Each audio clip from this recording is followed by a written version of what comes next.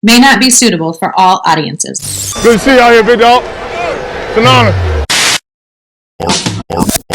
Art 101 with Mr. Burger.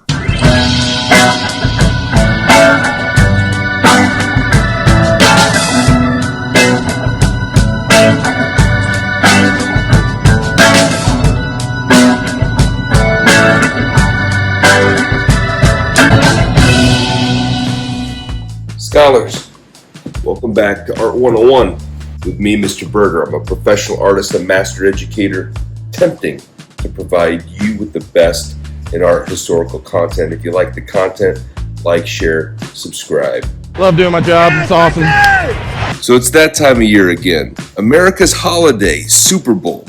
Super Bowl 59.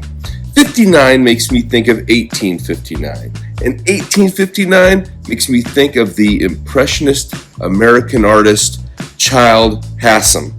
Let's go take a look a little bit deeper at the artwork on this Super Bowl Sunday. An American impressionist painter, Childe Hassam is known for painting urban and coastal scenes and really becoming one of the American faces of the impressionist movement. Born Frederick Hassam, he was given the nickname Childe as a boy by his uncle, and he liked it, it stuck, so eventually he would use the name and become known as Childe Hassam.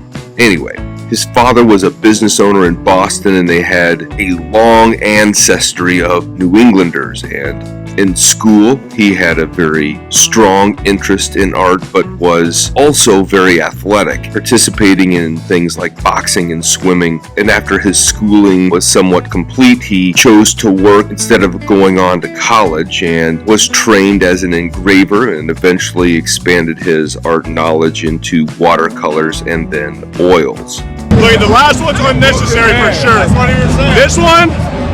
That one? Oh, why not? Childe Hassam built a business as an illustrator, starting to show his works, printings, then paintings and other things in the 1880s. In 1883, he had an opportunity to go study some of the old masters in Europe, and he took advantage of that. He really enjoyed the works of J.M.W. Turner. We can see actual evidence of this in his winter storm type pictures and other things that he was creating. Bouncing back and forth multiple times from the United States to Europe, he worked very much as a professional artist, but also took on a role as an educator, taking art students and really showing them the ropes of making a career out of art. During those early years, watercolor painting was really his cash cow. He was making a lot of money off of his watercolor works, and people really looked down on his oil paintings at that time, but he was just getting started, and it wasn't until the 1890s where he became known as an extreme impressionist that his oil paintings really got over with the people. And it was in that time frame that he really began to lean on the Childe Hassam name, and he also used a crescent symbol as a signature, although it is somewhat speculative, but it is believed that he was using that crescent symbolic signature because a lot of people thought that he was Middle Eastern or Turkish, and it was kind of playing up that descent, although his family had an English ancestry.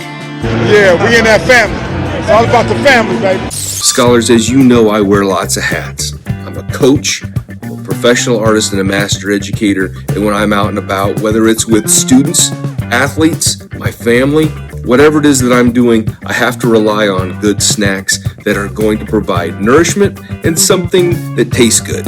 Because at the end of the day, what's it all about if it doesn't taste good? Kim Nori's seasoned seaweed snacks are just such a product that I provide to my wrestlers, to my family, to my students. If they're in a situation where they need something good and healthy, then I provide them with this product, which is flavorful. The seasoning that they put on there is absolutely just on point. These things taste great, and they provide lots of nourishment that you're not going to find in other comparable products. And they are absolutely delightful seaweed seasoned snack treats from Kim Nori. Highly recommend.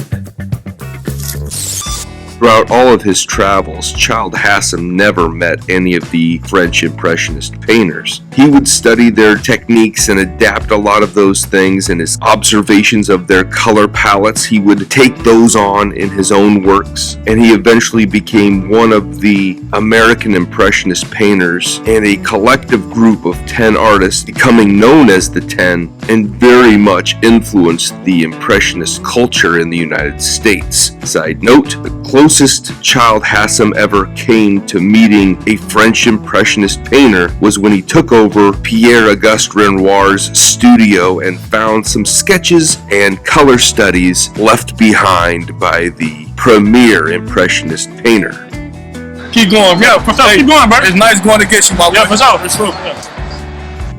Childe Hassam painted around the world and the United States, but really enjoyed capturing the scenes of New York, Massachusetts, Connecticut, most of the New England area as a whole, I guess. And as time went on, he became more and more financially successful. By the early 1900s, 1910s, he was recognized and sought out for his watercolors as well as his oil paintings. And one of those pieces that really got him a lot of recognition was his Flags series in 1916, and this became one of his most famous series, including 30-some paintings. And the key to that was really the time. 1916, you're in the midst of World War I, and he attempted to paint these very patriotic scenes, and they really went over with the American public and collectors. He attempted to do other patriotic sorts of renditions. For example, he tried to do some naval maneuvers. For example, he tried to paint some naval maneuvers that he saw happening along the New York riverways, but stopped making the paintings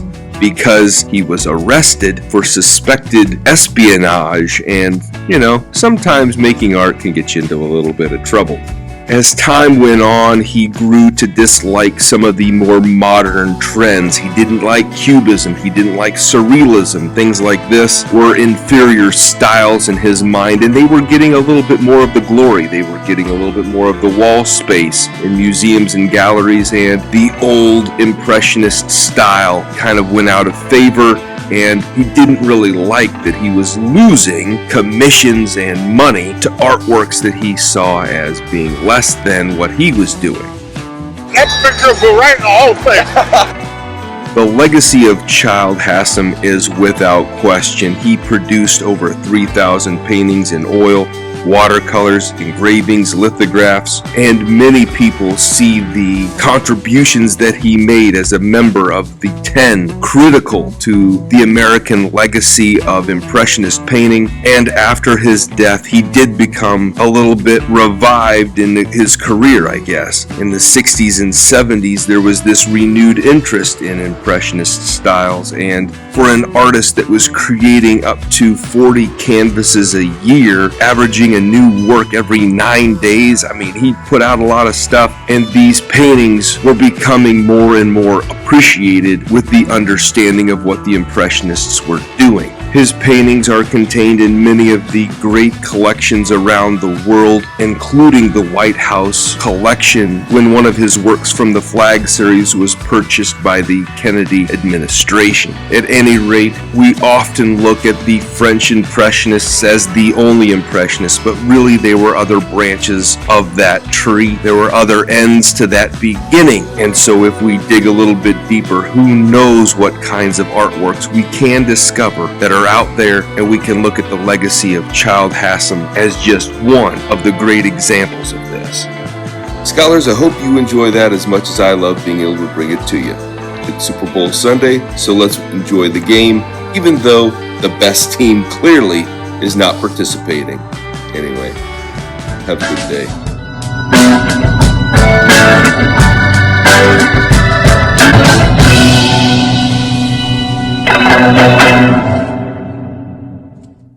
You can always hold that clicker and press pause or slow-mo, but,